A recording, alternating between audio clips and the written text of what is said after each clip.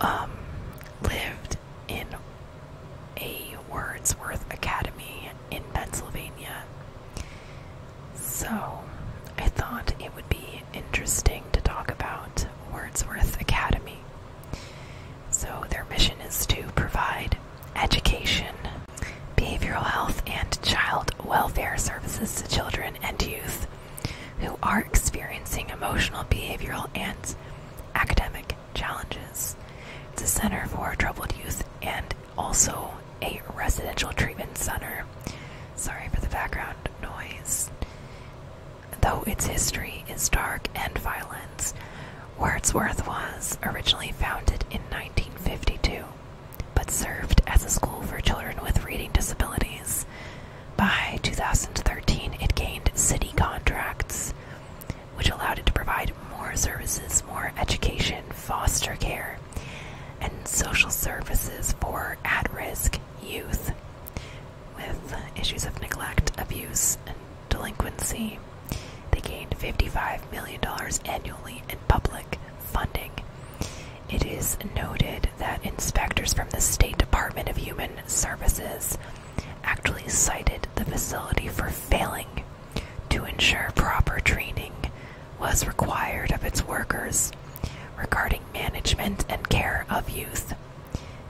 So, David Hess was murdered over an iPod or similar device. Staff claiming that the altercation began after he was accused of taking another client's iPod. School staff allegedly placed him in a headlock before he bumped his head and later died from his injuries. David Hess was 17. He was just a big kid. His sister, Elizabeth Hess, would say. He was tall, lanky, and he had a baby face. According to his sister, anyone entering his room and touching his belongings, this would be an immediate trigger for David, would set him off. So, if you did not know him, you would not realize this, and staff should have been aware of this. Just saying. He became agitated and started to yell and throw items in the room. He was actually punched in the ribs and held in a headlock. Another client at the facility actually told authorities that this was not the first instance in which David was punched in the ribs. It had occurred several weeks prior and was perpetrated by a staff member who clearly disliked David. Another client shared that a month prior to his death, David was punched in the face by a staff member. David was adopted at a young age to a foster family in Lebanon County, Pennsylvania. He suffered from schizophrenia, among other mental health concerns, and was too challenging for his parents. He wound up in numerous residential facilities. David suffered from schizophrenia, among other mental health concerns, and was too challenging for his parents, and thus he wound up in numerous residential facilities. His sister Elizabeth says she does not believe Wordsworth had the resources to meet his needs. Her brother was scheduled for release from the facility for the following week. It was a day they had been planning for. She remembers how he wanted to be a firefighter, describing him as her baby, that he knew she loved him. She talked about how she knew he was really not happy at Wordsworth, and that he would complain on the phone about the abuse there. Their mother blames herself, as she really thought that her son was safe at Wordsworth. So some explanations of what happened. One, they told the teen died after falling out of bed and hitting his head.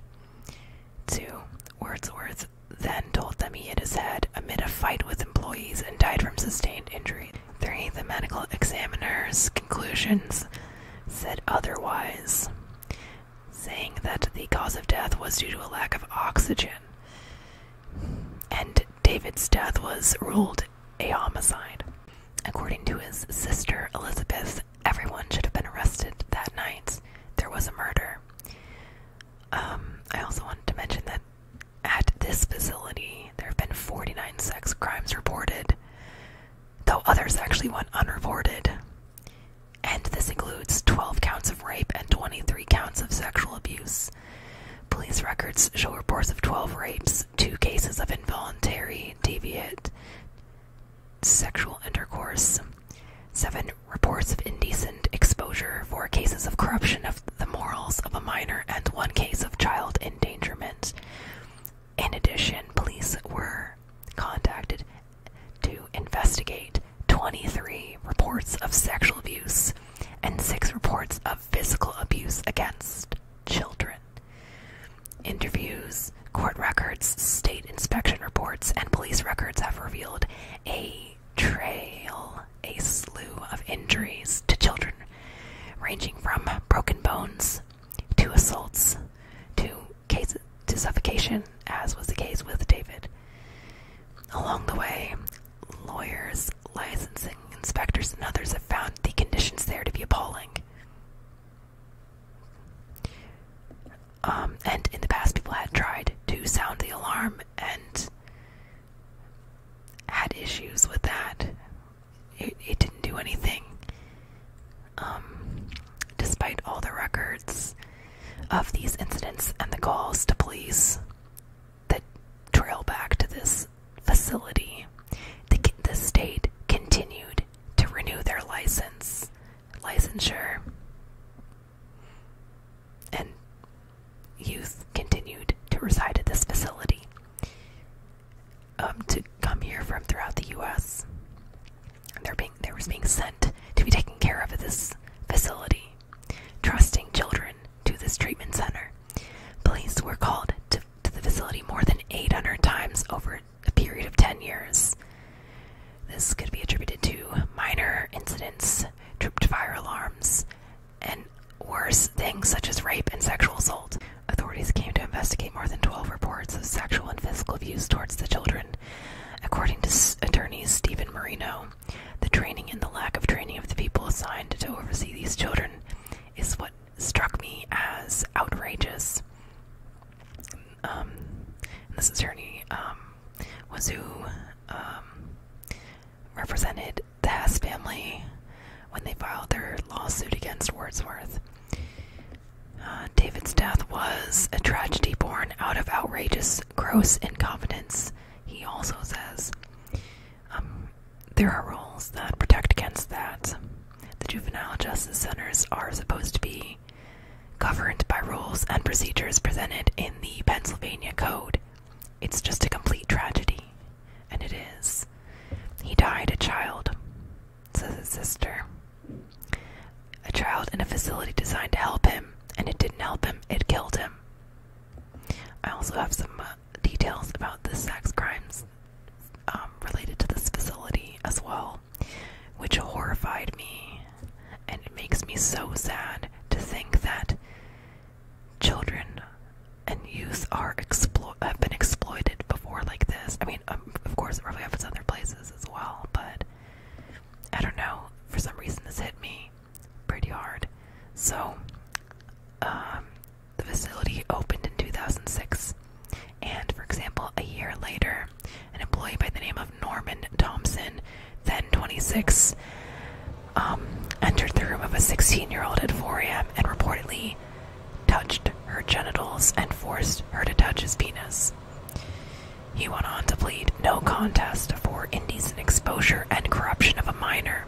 He was then sentenced to 5 years probation. That's it. Really, probation.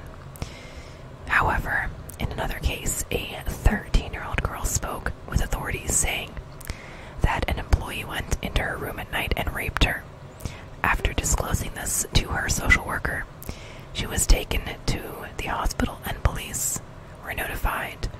Unfortunately, a lot of this depended on the degree of support the children had from staff, and some were less supportive. One victim from Wordsworth is quoted as saying, "Nobody believes you." This victim is now like around 23-ish.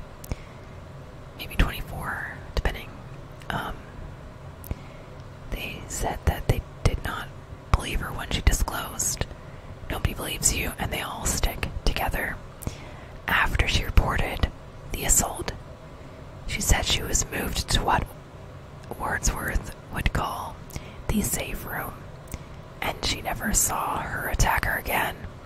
But word of her allegations spread throughout the facility, and people kept calling her a liar. And she brought this up with her social worker, who didn't want to do anything about it.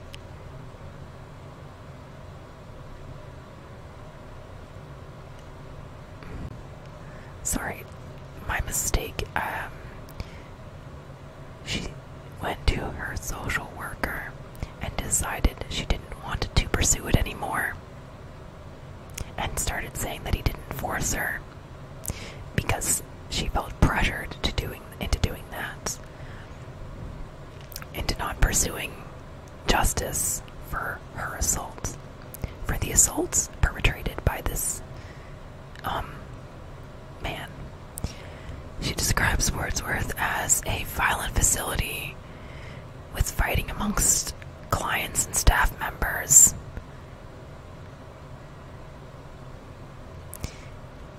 As a horrible place. Another woman reported being sexually assaulted by a staffer in 2008 when she was 16, saying that they came into her room at night, assaulted her, and then finished on her. After, she describes feeling really confused and not realizing just how wrong the situation was at the time. In a weird way, she was saying that she felt happy that somebody touched her, that she'd never been touched by a guy. So it almost sounds like she missed a physical touch. And in this confusion of growing up, misunderstood the harm happening to her, essentially. So the woman is now around 26, and she and her brothers were removed from their home because their mom had mental health issues and had tried to hurt them. It's also not uncommon with children of abuse to confuse harm with love or affection. I hope that makes sense, but it's a thing. After the assault at Wordsworth, she eventually tells her social worker.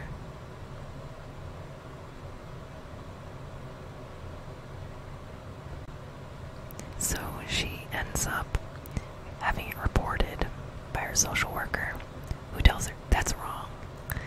You know, I also want to reemphasize, these are individuals in a vulnerable population, mental health problems, at-risk living circumstances, problems at home, problems with family, things like that.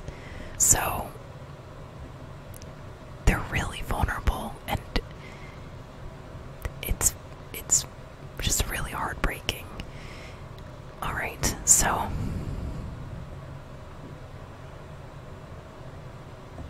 among dozens of sex crimes reported at the facility, records show that arrests were made for 4 of these cases. There were also some instances of boys being raped. One was 16, one was 13, and arrests occurring in connection with those instances as well. Reports in 2015 indicated 3 girls reported being sexually assaulted by their counselor, who coaxed them with gifts and money.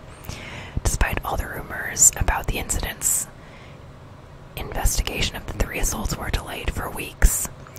Frank Servone, executive director of Support Center for Child Advocates, describes this as unbelievable and outrageous. So his organization represents child victims of abuse and neglect. Marino and the Hess family decided to settle in 2017 with Wordsworth for an amount that has not been disclosed from what I have been reading. So maybe there's something out there and I missed it. I don't know. But they did settle. And around this time is also when company went into bankruptcy and closed.